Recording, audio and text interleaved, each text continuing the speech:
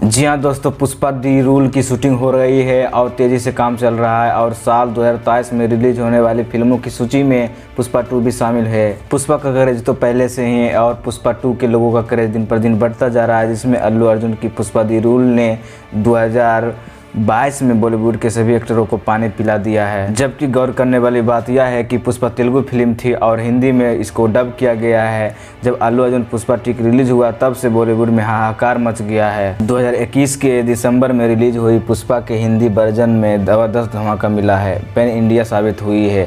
पुष्पा के रूप में अल्लू अर्जुन ने पूरी दुनिया पे अपना फैंस बना लिए हैं और सुकुमार ने पुष्पा 2 की शूटिंग शुरू कर दी है। फिल्म में अल्लू अर्जुन के साथ रश्मिका मंदाना नजर आएगी, परंतु बताया जा रहा है कि समांता रुथ प्रभु ने पुष्पा 2 में आइटम सॉन्ग करने से इनकार कर दिया है। और तो और पुष्पा 2 के मेकर साउथ की एक बड़ी स्टार की फिल्म लेने की तैयारी कर रहे हैं और ये स्टार साई पल्लवी है। और बताया जा रहा है कि इस फिल्म में पुष्पा राज उर्फ अल्लू अर्जुन की बहन भी स्क्रीन पर दिखाई जाएगी और मेकर्स ने यह ऑफर साई पल्लवी को